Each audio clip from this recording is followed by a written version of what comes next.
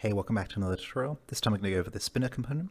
This may seem like a basic tutorial, but I want to just cover all the components in the transform section of the attach component menu, so we're going through some of the more simpler components in this batch of videos.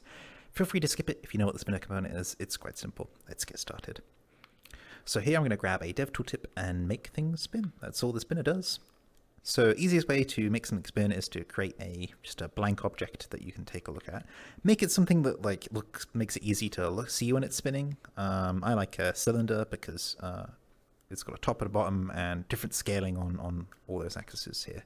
So the cylinder created, I'm going to select it using the dev tooltip with secondary and open the inspector on it.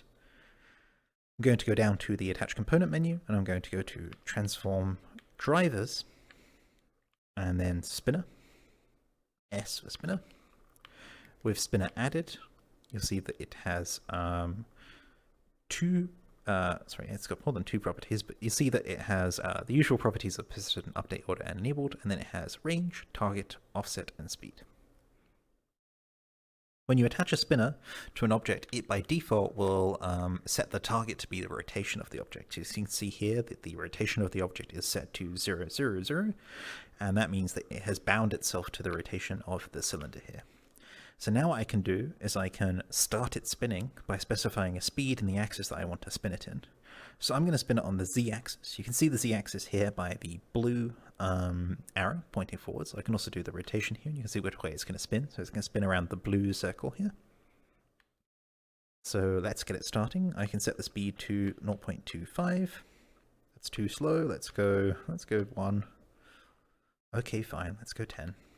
There we go. And now you'll see that it's spinning. You can increase that speed to 100 or 1000, and you'll see it goes faster. I'll leave it at 100 just because it's spinning faster is a little bit disorientating. That's how you can make something spin. It's quite simple there. There are a few more things you can do. You can, for example, slow down the range of the spin to just say 10. And now you'll see it's doing this kind of weird thing where it just spins 10 degrees and then it resets.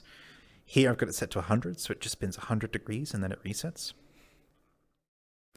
If we set this to, say, 90, you'll see that it just rotates until it gets to the 90 degree point and then it resets.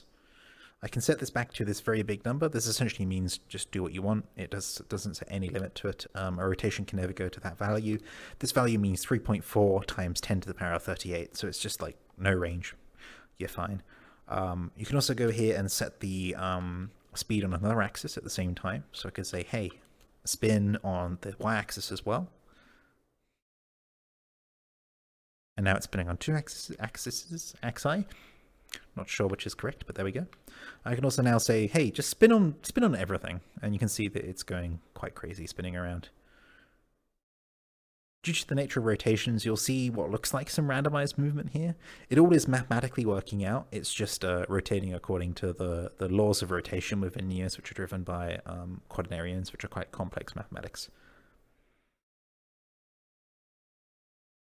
The offset property will control a starting offset to the rotation. So if I set everything here back to 0, you'll see that we're just spinning on here. But if I say that the offset is 90, then the rotation will start from a point of 90 degrees. I could also say here on the offset, hey, start at a 45 degree angle on the x-axis, and it will stay at that 45 degree angle. And that's because it binds directly to the rotation at the top here. So you can see that the z-axis is just spinning, but the rotation of the x-axis is locked to 45. That's about it with the spinner. You can also turn off the enable property, and it will default back to the starting point. There you go. That's the spinner. I'll see you next time.